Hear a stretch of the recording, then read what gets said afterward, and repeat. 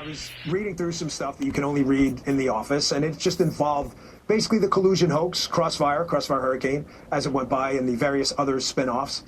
And when you read from the inside, Sean, when you see the details of what these just absolute animals did to President Trump, and the barriers that broke down and the guardrails, it was, I mean, I'm not shocked often, Sean. I'm really not. I'm not, again, I'm not trying to put on some faux set of armor. I'm just not shocked often. I've lived 1,000 lifetimes between the Secret Service, the NYPD, running for office, TV shows, and all this other stuff.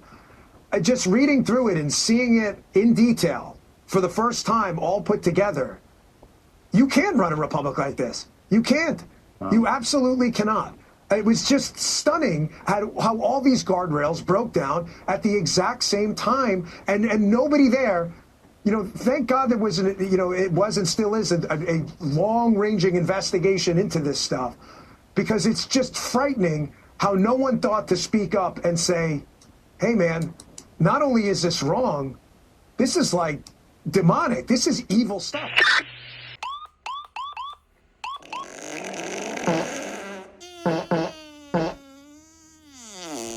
What's up, folks, and welcome to another episode of the Shired podcast with DP.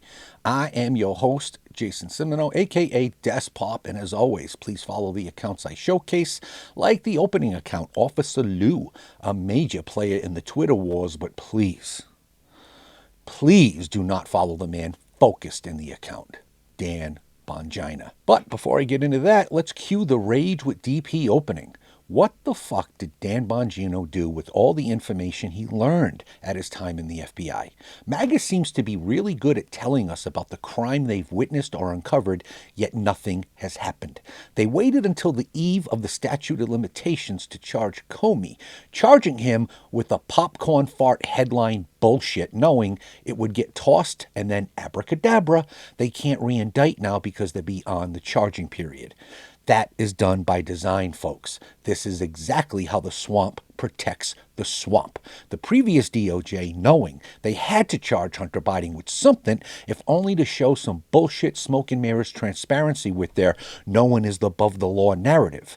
But if you paid attention, they waited until all the major offenses he faced were beyond the statute of limitations. Then they hit him with what amounts to a minor gun offense when compared to his other crimes committed, knowing full well he wouldn't face a single day in jail and that his daughter-fucking father would pardon him anyway. Because no one is above the law, allegedly. Fuck Dan Bongino, the swamp monster, and his pathetic hairline. Shave it off, bro, or get a weave. Who do you think you're fooling? Going with that, here's your daily reminder. Suspendable and American Radicals podcast host Steve Friend, reposted by Kyle Seraphin, reminds us that the FBI run by Director Mola Ram still hasn't given the agent whistleblowers their back pay. No, but Director Vindaloo posted about the agreement on August 21st of last year. Does anyone with MAGA in their profile have anything to say about that, or are you not paying attention in between bootlicks? Sticking with rage and merging it with dumb cops. And so what are y'all doing while ICE just shot another person that was just legally observing? I'm blocking traffic right here. And what is your police department doing to protect the people of Minnesota from these violent criminals that are killing us and kidnapping people? We have the same job every day. We come in and do that every day. Do you feel like you're adequately protecting the people if someone just got shot? I've said all I'm going to say. I'm disappointed in how you responded, officer. You've made your point clear. Thank you. I know, and I have a First Amendment right to do that. I pay your job. You work for me, and you're not doing a good job. It's not the first time I've heard that. Thank you. Yeah, that's because you probably could be doing a better job. Okay. Right now, there are people that are being threatened by men with guns who are breaking the Constitution that you signed an oath to protect. And I ask you to think about that. I've heard your point. So please think about that and please do more to protect the people. Right, I've heard your point. Well, I don't think that you've actually listened, though. How the shit are you still there, bro? Quit. Transfer. Join ICE and do actual police work. How can you just sit there and be dressed down by some non-binary furry and probably pedo and not lose all your dignity? Do you have a wife? Children? How do you face them when you go home knowing that you ain't doing shit? Just following orders is not enough anymore, assholes. There is no excuse to not doing your job in law enforcement. And no, your job is not to capitulate to whatever that America-hating faggot tells you to, but you're certainly not a real cop. I will not mourn for you and yours as your city burns. Now on to Philly's top cop. Now I know Lawrence here will never see this, but I hope he knows that he will have to get through me to get to a single ICE agent, you dumb fuck. Do you think because we don't act like cunts in the street that us America-loving actual citizens will never act? Lay a single hand on an ICE agent doing their jobs. Jobs that are dictated by a bipartisan Congress. You do that, homo, and you will face me. I will move back to the East Coast and fuck with you and yours every single day. I am that fed up with this shit, and I know I'm not alone. You're the top cop in a shithole created by you and yours. I know prosecutors who left your office because of you. My homicide investigations brought me to Philly a few times, and those prosecutors, who, by the way, are liberals and vote Democrat, all tell me that you are a fucking communist. And now they're making real dollars on their own opposing you and winning every fucking case to boot. Fuck you and yours. I hope you get the world you want, bro. I hope you have a wife and daughters who get the world you want. This is who you are, and this is who you fight for. Now let's hear from the best LEO use of force attorney in America. I had heard that Alex Brady had a previous confrontation with ICE in which he'd suffered a broken rib. In fact, that's this report here. Well, we have actual video of a fracas, an enraged, emotionally uncontrolled, feloniously violent Alex Brady is having with ICE officers long before the encounter where he was shot dead. This is not the first time he's had these issues. Tim Pool posts up, wow, footage shows Alex Brady attacking DHS agents. Could he have been known to the agents as they attempted to arrest him? I've been wondering that too. How many of these violent encounters has Alex Brady had with these officers? You know, eventually, these semi-professional paramilitary forces for the progressive fascists, they encounter the same officers again and again working in the area. The officers encounter them. They become familiar to each other. And if he's had repeated encounters in the same area with the same officers, it wouldn't surprise me if officers at the scene of his fatal shooting knew this guy, knew he was violent, knew he was emotionally uncontrolled. Maybe they'd taken a gun off him before and knew he was habitually armed. All that information would go into their analysis of how dangerous he was when he was fighting them, attempting to compel his lawful arrest for having committed a felony, a federal felony, in their presence. Sorry, libs, but rules is rules and facts is facts. Actual laws and precedent own the day. I urge you to get caught up on Graham v. Connor and Tennessee v. Garner, or don't and continue to FAFO, because I will not mourn you. Now, a pivot. Before we go any further, check out this awesome DP Does Gaming mug. Yes, I do host a show every now and then at night where we do serious gaming only. The back says Game On, Teabag, and Humor Heals. Teabag being a reference to the awesome teabagging that goes on in the adversarial fucking co-op games. And this one is personalized. Donor Patrol at 451. $10 plus shipping for the mug. Personalized is $15 plus shipping. Please, folks, please DM me if you're interested. I got all sorts of different kinds of mugs, and I can personalize them. Valentine's, Mother's Day, Father's Day. It doesn't matter. You do not want me in the workplace. As you can tell by my temperament, it's not just the PTSD. I am done with people. I cannot deal with incompetence, okay? You will fucking hate me.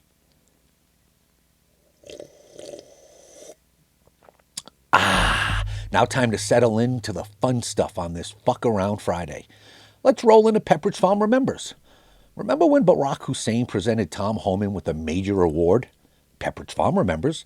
Do you remember when a Somalian police officer in Minneapolis slaughtered an unarmed woman in pajamas who actually called the police for help? Do you remember the outrage by white liberal women or any Democrats at all in that case? Yeah, Pepperidge Farm doesn't remember that either. You know how they say that insanity is doing the same thing over and over while expecting a different result? Do you remember when the convicted pedo on the right got acting in a similar manner to Alex Preddy? Kyle Rittenhouse certainly remembers. Do you all remember the last time Minneapolis burned? These two cunts were in charge then, too. And finishing off on PFR, do you remember when just a few days before, when this woman had a major gash on her oversized incestual Somali skull, but alas, during her mugshot photo, no such wound is visible? Juicy Smoulier remembers. But Shantiqua Fufu did give us a great idea for a Super Bowl appetizer: banana and rice sushi. See? Who says inbred terrorists don't contribute to our great country? And I'm spelling that C-U-N-T-R-Y. Moving along with F Around Friday, it's time for Democrat Speak. Why are you out here protesting ICE in Philadelphia? I mean, it feels like Nazi Germany all over again, you know? So I feel like what they're doing, ICE strictly, per se, is just uncalled for. Like, who are you to say what's the word? I don't know, I can't really think straight right now, but I'm having a hard time thinking of an answer right now. So. And remember, as DP says, always put your dick in crazy. Let's kill her. Yes! Why do you get on my porch all the time? Why do you do that? People get on my porch. Nobody's been on your porch, you crazy fucking bitch! Stop touching my things! I have been driven crazy. I swear to God, lady, I'm gonna fuck you up. Assault this bitch. I'm gonna fuck Why you up. did you get on my porch and touch my shit? Nobody got on your You're a porch. liar. You crazy You're a fucking liar. cunt. I have been tortured on this block. Tortured by all of you. And all you do is continue. I just want peace. Yeah, this And is you my new won't give fucking it to neighbor. me. This is my You're new a freak. fucking neighbor. You're a freak, bro. For real. Why do you keep getting on my porch and touching my shit? This is my new Why fucking does this neighbor. happen? I want peace. I have been trying to Jesus get along. fucking Christ. I have been trying to Get get the along. fuck outta here. I am disabled with my PTSD. Get the fuck out of here. Disabled. You guys have given me PTSD. What? The word of the day comes from Headshock 1962 with the winner of this year's Miss Chernobyl Bikini Contest. What? I absolutely would. Worldwide calling out Lake Boss with another would. I never wished to be a bike seat before, but there's a first time for everything. The very rare DP Would Not, presented by Dr. Clown. If you came home and found me in your bed, what would you do? Would you let me stay and cuddle? Or would you throw me out the window? Be honest. And we'll finish this segment by combining it with My America. Cloud reposting One Bad Dude. I absolutely would on her worst day. And I'm talking Taco Bell mixed with some E. coli worst day. Still would. Settle down now, folks, because it's time for the final call. On this date, January 30th. Oh, my dad's birthday. Shit, I gotta call him. January 30th, 2014. Utah County Sheriff's Office. Sergeant Corey Blake Ride was shot and killed from ambush while checking on what he believes was an abandoned vehicle on Highway 73 near Eagle Mountain.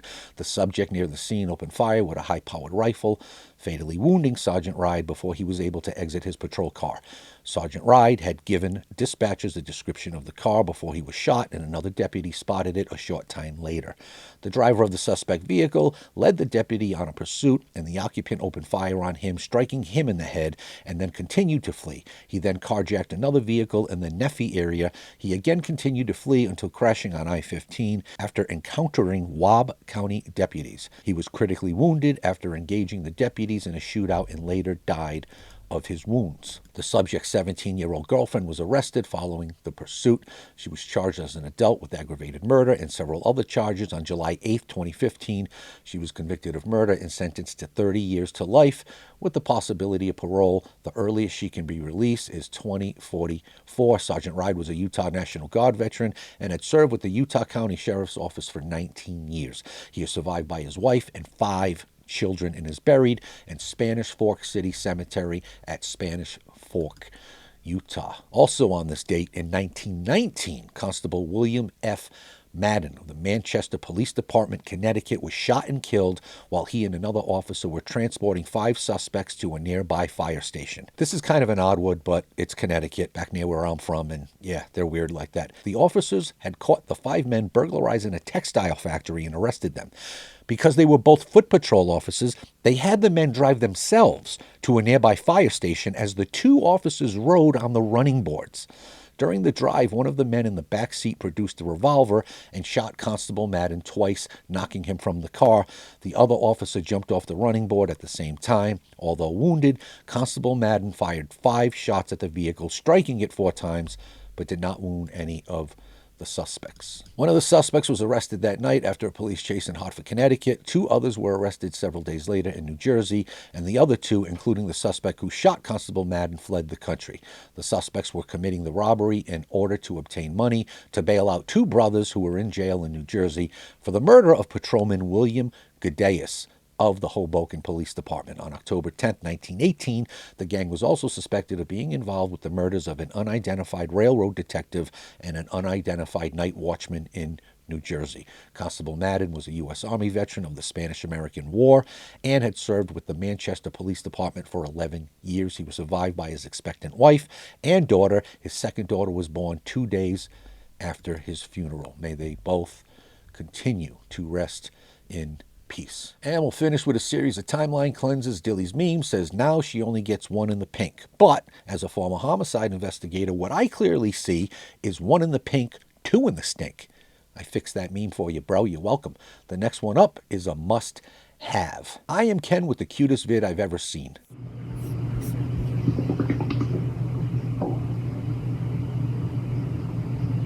Who farted? I honestly feel like I could be homeless and penniless for life as long as I had a dog with me. BK with the tongue twister. When you smell that smells like a smell you smelled during childhood. For me, it's elementary schools. I don't know if it's the crayons or paper mache or bagged lunches, but it always hits me in the feels. No PTSD back then. And we'll finish with a Dead End King repost of Scott Lebedo. Before we get into that, have a great weekend. And remember, to the folks that are suffering, to stop, breathe, survive, because fuck PTSD. Later, bitches. We have never been more spoiled than we are right now in this country.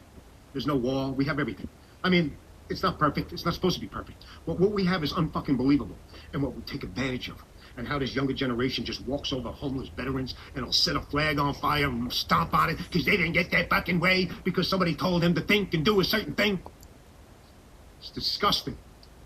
Spoiled as fuck. I always like to tell the story that I saw this woman who came here from another part of the world, became a citizen, Cuba, I think it was, whatever. And she's at a supermarket, and she's holding this thing in her hand. And she asks her son, she says, what is this? And he says, those are chicken cutlets, all packaged. All you gotta do is season and put them in the oven. She starts crying hysterical. I don't have to chase a chicken around for a week to feed my family? Kissing the ground of this country. Walk into a fucking supermarket. 87 different varieties of fucking Cheerios. 400 different varieties of grape jelly. Not even the rest of them. Spoiled as fuck. And this is what we do. This is happening because you fucking violent pieces of shit out there are so empty and misguided because you're bored. There's nothing in here. You have absolutely nothing because you have everything. Domino, motherfuckers. Get him, Jay. I'm not a cop. You got DP'd.